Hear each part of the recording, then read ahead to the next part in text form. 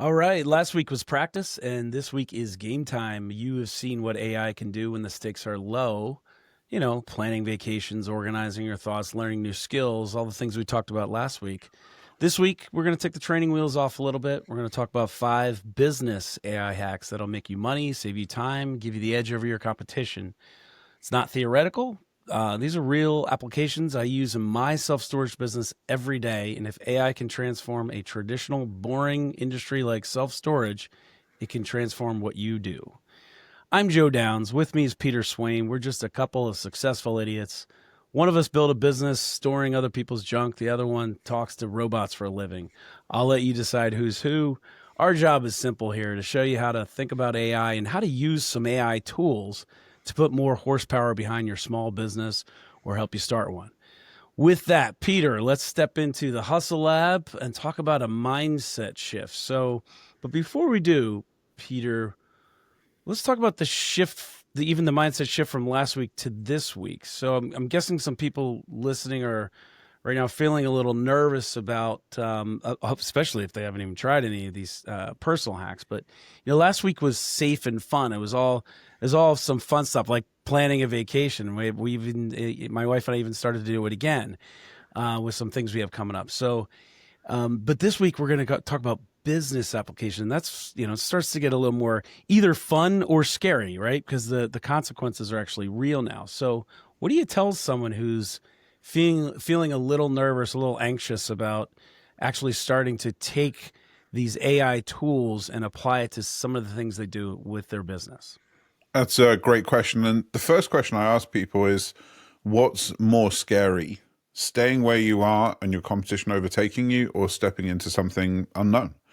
Let's be honest, Joe, you and I know this, the people that haven't picked this up yet aren't as safe as they think they are.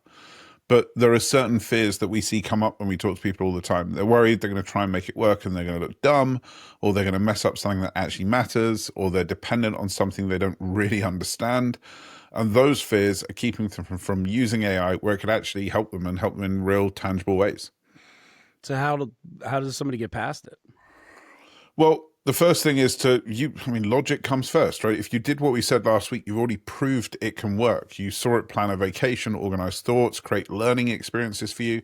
You experienced the quality of thinking that it's now capable of, and that only increases every single day. Since last week's podcast, Gemini 3.1 got released, Gemini 3 Pro, and hit an IQ score of 131. Right? So we're every single week, this thing is getting better and better. So we really want you to get on board. Once you've done that, we're just going to change the context from personal to professional. The capability hasn't changed, just your comfort level hopefully has a bit. Yeah, but so if I hear you, but if I'm the personal, just it seems so. If I was assigning movie ratings to it, it seems like it's G rated, right? When you start talking about using AI in business, and I've talked to a lot of people out on the street at cocktail parties, whatever, and they're like, "Wow, especially the bigger companies, we're not allowed to use AI, or we can't because it seems like the stakes are so much more real. Like we're not." I feel like people think that we're turning over our bank account information, we're putting it out into the world, and everyone's going to have access to it, and we're going to get hacked because AI is going to hack it. How do we get a comfort level behind the fact that it's a business use case, but it's no more dangerous or unsafe than what? Well, I was just on a podcast and we were discussing exactly that, another podcast before this podcast. And here's the truth of it. All the things that you just said may or may not happen anyway, whether you use it or not. So the fear of AI hacking this or doing this cyber attack is real. It just isn't correlated to your use of it. When we're saying that you should be using this, what we're talking about is research, content creation, organization analysis, brainstorming, tasks that you're going to be doing anyway, just doing them faster and better. You still get to be the CEO. You're still making the decisions. AI is just this hyper bright intern who doesn't sleep, doesn't complain, doesn't have relationship issues, works at the speed of light. So why not put that intern to work? So essentially there's an identity shift, a mind shift that has to take place, right? And and how your suggestion is the way where you do it is start with the life hacks, start with the low hanging fruit, or in your business, if you're a content producer or marketing or something, start with the low hanging fruit, like repurposing content, etc. So how does one what is am I oversimplifying it, Peter? Is that it's No, just that simple? Just not at all. start using it. I don't think you're oversimplifying at all. It really is that simple. Let me give you just a very quick example. I was just on a train back from a meeting in the north of England. So it's about a 4-hour train trip, and we secured a $50,000 deal whilst we were there. And the one thing they told me is that they tried to do this before with another provider, but they just got so overwhelmed in the process of creating all the stuff that the company needed to do the work that they cancelled the contract. So my first instinct on the train was to open up my laptop, open up Gemini, ChatGPT, doesn't really matter, but Gemini, and say, hey, here's all the materials. So here's the program, here's how we onboard people, here's what they get, here's the contract, here's the pitch deck, here's everything you need. I've just been told this, that this person was overwhelmed in the onboarding with a previous provider. Find me all the points that they could object to and give me revised wording to deal with that issue. I got off the train, sent it through, and got a $50,000 signature. That's what we're talking about. So I haven't given AI my bank account. I've literally just said, this is a new piece of data. Here's all my stuff. Help me see the problems that would equate to. Simple Yeah. as that. So, and that's interesting that you were on a train. So you probably did not use what I'm about to introduce in the second, or sorry, Unfortunately not, no. the first hack we're going to demonstrate here. So you had to type all that. But just to recap that real quick, Peter, I know that was the stumbling block for me. Was it just seems so big and massive of an understanding, not an undertaking, just an understanding of what this is. We talked about it a little bit last week, but it's just that I don't, it's almost like you have stage fright in front of your computer when you're looking at this thing. Like, I don't know where to start. And I think your point is just start, right? And we're going to cover a couple of those great ways to get started today. It's One of them is, go ahead. Well, I was about to say, unfortunately, it's the key to everything. Yeah. And we all wish it wasn't. Like, if you want to lose weight, there isn't follow this big plan. That's not what's going to make the difference. What's going to make the difference is going to bed 20 minutes earlier and waking up 20 minutes later. What's going to make the difference is putting your screens down half an hour before you go to bed. What's going to make a difference is having 1 spoon of sugar, not 2 spoons of sugar. Like, the path to any success, if you speak to anyone that's achieved anything, whether it's business, health, wealth, money, and you say, like, what's your number one secret? It's the tiniest, smallest thing that they just compound. And I think we spoke about compounding last week, and it's the same here. We're not suggesting that you should fire all your team and just employ this supercomputer sitting in the corner. We're suggesting that you should use it to review your proposal for blind spots. Yeah, love it. Absolutely love it. And that's excellent insight, right? Just in anything, and AI is no different. So, one of the easier ways, Peter, if you can get through that, just get started mental block, is voice to structure. What is it, and why is that a game changer? I know it was a game changer for me when you first introduced this concept to me, and the apps that you can use, but what not just the apps you can use, but why is it so important? Because the humans are great at communicating, but we're not really that good at communicating in a straight line. Lining our thoughts up in an order doesn't really work so well. But AI is so good at it. So you can be in the car, you can be on a walk, you can literally be in the shower. That's when your best idea hits. And you can just press the button and just start giving a stream of conscious, a ramble, just like, okay, I need to do this and I need to do this. And by the way, this, and oh, I forgot this. And how about this? And oh, didn't I read something really interesting about that? Right. So AI can turn that mess into a really usable structure really easily. So, and I know that because I've been using it, and it is absolutely incredible how you could just throw up from your brain, right? Just talk out loud and hopefully nobody's listening to you, right? Because it's a random stream of consciousness. But why is that so important, Peter? From a compared to typing, right? So, like for instance, I sort of introduced this segment by saying, "Hey, you didn't get to do this on the train, probably because you were out in public, right?" Why is it so much more important, or how much better would your prompt to AI about that client have been had you been able to just talk versus what you were forced to do by typing? And what's the difference? Ironically, because I never want to fib, ironically for me, it wouldn't have been that much better. Because Okay. I've done so much voice work, my AI has so much context on who I am and how I operate that I can now get lazy and just do a one-line prompt.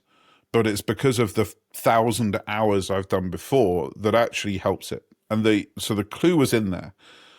When you speak, I'm going to do this on purpose. You can speak it up to about 300 words a minute without any kind of lack of clarity. That was about a 300 word a minute pace.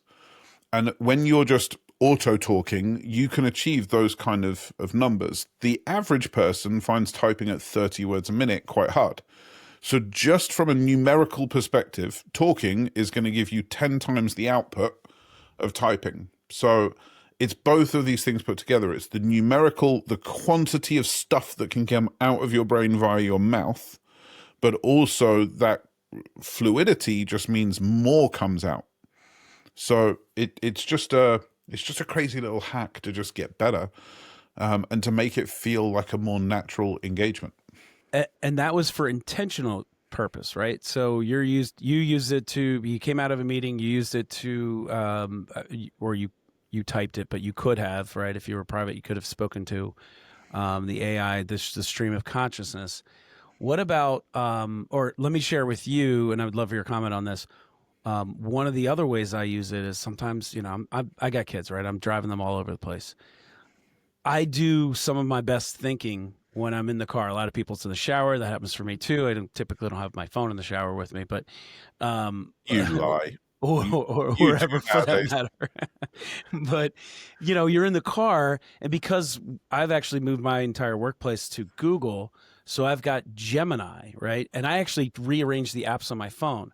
So Gemini is now at the bottom of in the my iPhone, the whatever they call the base 4 app section there. I have Gemini in there because when I'm driving, I just hit on the Gemini and say, "Hey, take a note for me in Google Keep," and then boom, stream of consciousness. Maybe it's about this podcast. Maybe it's about a thought or idea I had for my storage company. Maybe it's for the education company, how to make that better. But it's incredible to be able to just have that at your fingertips. And I know the phone had that before, but the difference is Gemini is taking it and it's putting it into Google Keep, excuse me, and organizing it, or it's creating an actual calendar invite or a task or whatever with a time-based component. I'm wondering what your take on that is, or are there other ways to use it or other applications for it? I want to give somebody a correlation first. I think we maybe spoke about this last week. When I was early on in the days of the web, people used to say to me, "But can't I just go to the library to do that?" Like, just to give, when I hear you say keep through to calendar, through to this, so stream of consciousness through to action instantly, I understand what that means. But other people might go, "Yeah, but you could do that before on your phone." Yes, and before the web, you could go to a library. And it really is the same level. And I know you don't believe me if you're listening to this, but trust me, it is. I know it's the same level of exponential difference of, it's not just get the thought out of your brain, it's get the action done from your brain. It's wild. So a more tangible use case for people might be if you just finished like a 90-minute strategy meeting or something, but you got notes, you got a whiteboard, all these different things. So you get the transcript. You can use Otter, Fireflies. I use Read.ai. There's so many different ones, these tools now. Whichever one you come to, honestly, it's going to do the job. You upload the audio, it's going to transcribe everything. And it takes maybe somewhere between 30 seconds and 5 minutes for a 90-minute meeting. I, and on top of that, we're getting permission to record meetings, of course, but on top of that, the summary of those meetings, the ability when I'm use this when I'm on the phone with a storage seller or in a meeting, I now have the ability to be 100% present for the entire meeting because I'm not trying to listen to what you're saying and take a note at the same time, which I may or may not be able to read later, and may or may not know exactly what the 10 sub bullet points to that high level note were that I took in that meeting. And by the way, what else did I miss while I was writing that, trying to think of other things to remember it while you were still talking? That alone has been a game changer for me. Ironically, I now doodle in a pad whilst people are talking because it still gives them the psychological belief that I'm paying attention. Oh, that's a good point. I never thought about that. But a lot of my stuff, a lot of my meetings are on, virtual. So I Yeah, no, didn't but I'll think about. literally sit with a pad and I'll just be doodling whilst I'm talking because it's like an Apple Watch. When you look at a reminder, Yeah, the other person still perceives that you've checked the time. I'll probably still doodle. That's a So good I point. just doodle, but actually it's Read AI doing all the work. Right. There's probably some connection with your brain too. While you're doodling, you're actually thinking or something. Who knows? Probably.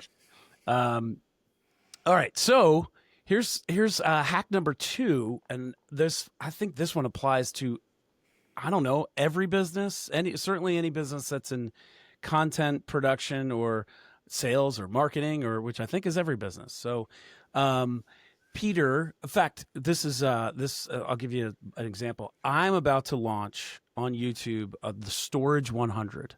It kicks off next week, and so what I'm going to be doing is every day, and you were my inspiration for this, by the way, so I'm going to give you credit for it. Oh, But thank you. I'm going to be recording, and I'm not going live like you. I'm going to do lives every like 2 weeks, but I'm going to record and release 12 to 15-minute videos on the various segments of self storage. Right? What could I do? Every one of those episodes is a piece of content, right? 12 to 15 minutes of video, but also a transcript.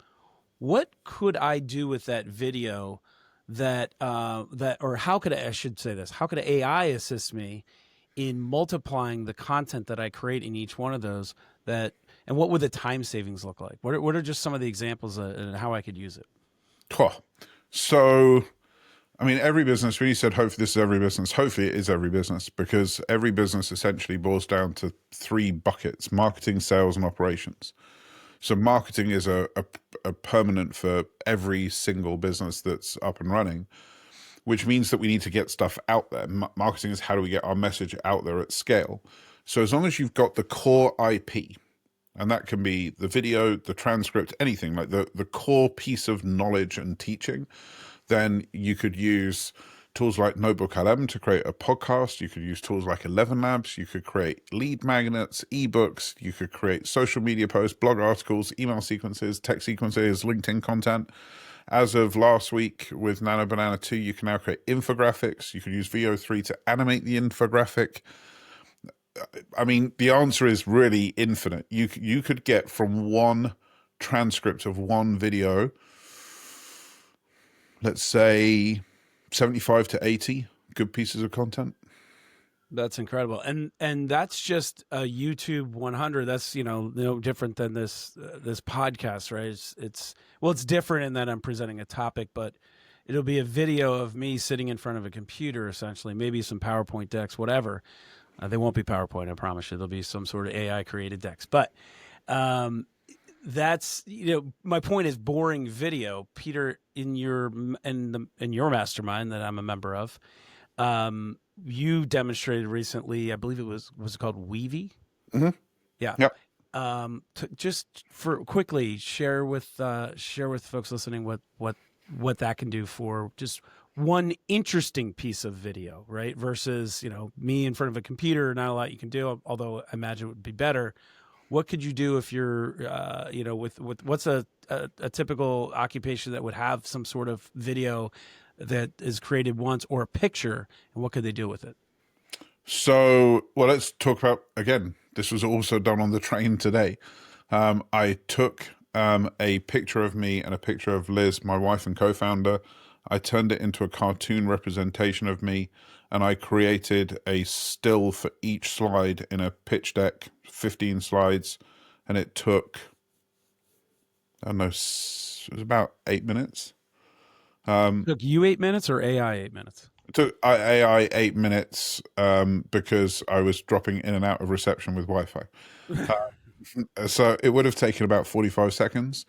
Another good example is I was on a plane to Japan about a year ago, and I wrote an entire 70,000 word book whilst I was on the plane. So I took all of my content, all of my different teachings, and I realized I had the wrong book for the presentation. So I wrote a book, When East Meets West, an AI perspective, and I wrote that on the plane. That took 3 hours 20 minutes, but which I regard as quite a long time, because I remember it was 3 hours and 20 because I had to fit it in between breakfast and lunch on this flight. So, but those are the kind of multiples we're talking about, of anywhere between I just need 10 Instagram posts, or I need an ebook episode, like, which would be 10, 20 seconds, up to entire books, 70,000 words, which would take you 3 hours. Fascinating. Just the time savings, and frankly, the I don't know, the detail, or the well, it's time, but at the end of the day, it's just the work involved in taking that and recreating something else. You know, you're recording this, you're writing that, a blog post, this, that, the other thing. And by the Well, way, in this, there's two pieces to it. There's the time saved, but then, and we've touched on it, but let's just say it directly. This is also stuff that you should be doing that you're not doing because you don't have time. So you actually end up multiplying yourself out further, because if you can produce the LinkedIn post and the infographic in 30 seconds and you get comfortable with this technology, then you do. And those are things that so for give you another example, I just did a speech the other day, and there was 40 other speakers across this 5-day event. So we have reached out and introduced ourselves on LinkedIn with a personal connection, with a thank you that is based on their profile that AI has researched to write the thing. Now, there isn't anybody that speaks on a stage that would disagree with me that you should connect with every other speaker on the stage. There's no one that would disagree with that. And if everybody's being honest, they would also agree they don't do it because they don't have time. You go and do the thing, leave, and then you go back to your real job. So another good example. So it essentially, I was trying to think of a good example for this, but essentially if we're being honest, we're stuck in a circular reference, right? We don't have time to do the things we should do because they take too much time. Therefore, we don't have the time. And AI tools like a Weavy, or any AI tool for that matter, actually gives us the time, and it does it at in an exponential way, because it doesn't hardly take any time. So not only does it give us back more time, it doesn't really take much time at all. And I think this is the biggest friction point for people with AI. I've been thinking about this the last couple of weeks of like, well, what is it? Because most of the people I speak to now, anyway, the fear piece has disappeared over the last year. And what it is that they pick it up and they're not getting the win, and they're so crazy busy, they go back to their real job. And what I'm saying is, no, take the half an hour, take the hour, just take the pause and finish this one thing.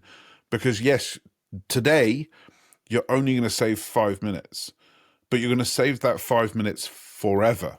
So if you're doing a 5-minute task per week, that means in any given year, you're spending 250 minutes. In 3 years, you're spending 750 minutes, and you could have spent 30 minutes not doing 750 minutes worth of work. And the reality is, it's a lot more than 5 minutes. That should be just one task. Yeah, right. And I'm gonna hack number 3. I think you might have just covered a little bit in there, but that's with all of this new content, you can create lead magnets, right? So you can create one piece, or my Storage 100, these succession of videos. Not only is there going to be various media that comes out of that and posts, but they're also lead magnets. I think you kind of covered that. So yeah, we did an email to our list last week, and it was about the Weavy thing, and it was like a video of me walking through the tool. And we also produced a checklist of use cases and time saved. 65 people put their email address in to download that checklist. And I'm not saying 65 existing customers, I'm saying 65 new people are now in my sales process with my sales team, because we took the transcript of me filming this thing and asked AI to turn it into a checklist that showed potential wins and potential use cases. I mean, it, it's it's a thought partner, and you can. One of my favorite things, and I don't think we've even gotten there yet, so maybe I shouldn't because I don't want to blow people's minds. But just that's a simple prompt too, Peter. I think, which is a co-creation. You know, 100%. if I ask it, what do this is not one of the hacks, it doesn't count, but it's a bonus. If I take my storage 100, one of them say, and I ask it to co-create with me and just say, hey, I want to take this and make it the most usable piece of 12 minutes of video I've ever produced in my life. I'll bet you it will come up with here's 3 lead magnets and here's a checklist for exactly what you just said. It You said you don't want to overwhelm people, but I'm going to be a bit of an ass for a second, and I am going to scare people a little bit, I hope. I've just told you, like, we just did a video, and then AI turned it into a checklist. It went to the list, and 65 people are now in my sales process. Imagine if you were competing with me. Imagine if you were running your business and you weren't doing this. I'm going to eat your lunch. And that's why we're so passionate, Joe and I, about getting this done, because there are people out there competing with you using this, and they're moving at that speed. which is the perfect segue into really the next 2 hacks, right? So one of them being competitive intelligence. So how can we use this to gain some intelligence, some competitive intelligence on our customers? And you just introduced the idea of if we're competitors and you're using it and I'm not. So how can we use AI to find out more information about our competitors and where their holes and gaps are and what they're doing? Well, the way that you would normally do it is quite painful. You'd stalk websites, you try to figure out pricing, you end up on that on enterprise box call for that thing. You sign up for their email list, you subscribe to them, you set Google alerts. It takes hours and hours and hours. That's the old way. But I listen to your podcast now, Peter. So what's my new way? What's my hack? You get AI to do it for you. So you say, I'm launching a new service. I'm a financial provider and I want to work with divorcees in Tampa. I don't know why I'm choosing those, but divorcees in Tampa. Who are my top 5 competition? Who should I know about for each of them? What's their core offering? What's their pricing strategy? What's their unique positioning? And importantly, what gaps might I be able to exploit? Absolutely incredible. And then how about from a customer insight mining hack number 5? It kind of ties together there. So now in 4, you just talked about how do we find the holes and gaps in our competitors so we can slide right in there. How can we just find those once we do identify that? How do we find more customers? You literally say, here is an example of it. So what we do is we get our customers to do a survey, and we actually donate to charity every time somebody does the survey. So we've got these really rich records on who our ideal customer is. So we can go back to any AI and say, hey, here's my customer. How would I find more of this customer? Where is this customer? What problems does this customer have? Is there anything I'm not addressing? Is there anything I'm doing wrong? Is there anything I suck at? Just tell me everything. I adopt the persona of this customer so that you can then synthesize how they would act, how they would feel, how they would respond. And it's going to give you some pretty crazy results. And could that be a lead magnet in and of itself? I'm just sitting here thinking, couldn't that survey be a lead magnet? And now you're getting information from potential customers and then turning around and marketing right to them? Don't give everyone all the secrets. I mean, what we're going to do next week. But yeah. All right. So, Peter, that's 5, as promised, 5 business hacks. So last week we covered personal hacks. This is just 5 of, I don't know, 500,000 business hacks that we could probably, with enough time, come up with. It's anything and everything. And actually, we wouldn't have to. We could just ask AI. I don't think I want to ask it to come up with 500,000. That'd probably I wonder take how many it would top out at. That'd be interesting. And how long would it take? I might go find out now.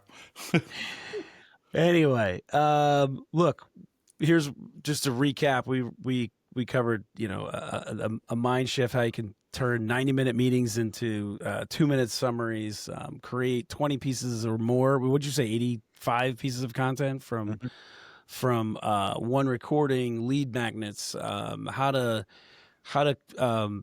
how to position yourself against your customers, how to take your current customer base and through surveys find out what makes them tick and what are the holes in your business and how you can be better. And by the way, we threw in the bonus of just asking AI.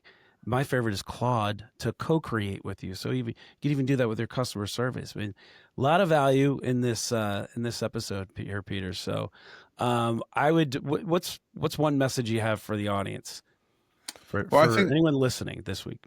yeah, last week was personal. As you said, low stakes, and we built trust. This week's business is real application and real results. You're kind of starting to experience what AI is capable of. So I would say, Joe, it's simple. Just pick one of these. Like exactly as we said last week, pick one of these, use it, and see what effects it has. And then ping us in the comments and let us know. Love it. All right. Next week, Peter, we're going even deeper. And I'm going to turn the mic over to you next week and have you challenge me on some things here. But Ooh. we're going to cover the 3-prompt system, which is how to think with AI, not just ask questions. And we're going to do it live. And I'll be a little bit on the hot seat, and that's all right. I'm ready for it. And we're going to bring some real life business decision making processes that I have to go through my own storage business, my self-storage company. So Peter's going to walk me through how to solve some of my real life issues using AI in real time. And you're going to see how it works in practice. It's not going to be hypothetical. It's going to be real issues that we're going to talk about, and hopefully Peter's going to help me solve. So, Are you co-opting the podcast into free consultancy? Is that what you're doing? I don't see. Dan Sullivan has a saying, Peter, that the ears hear and the eyes see what the brain is looking for. So that's Ooh. entirely on you. I'm just trying to provide value for our listener. Let's bring it on. I'm looking forward to it. All right. Well, if you found this podcast valuable, please like it because Peter, as you can tell, needs a little dopamine hit here and there. He's a Brit. They like their likes. Do yourself a favor and hit subscribe so that way you get notified when we do drop our next episode. You don't want to miss it. And of course, look, everybody asks you to share, and we're going to do that too, but don't just share it for the sake of sharing it. Actually do one of the things or try to use one of the hacks, whether it's personal from last week or one of the business hacks we gave you. Ask yourself what the biggest pain point in your business is and actually try to solve it using AI. Just do it. Don't worry about it. It won't judge you. Just get on there, start talking to it, click the microphone feature, start talking to it. Try something that we shared with you today or try some variation of it. Make sure it works for your business. And then when you share this podcast, then you can say, look, I tried it. It's worked. Now it's your turn. And you know who these people are who aren't using AI and they need your help. So you'll have some credibility first. You'll establish some trust with them. We will appreciate it and they will thank you later.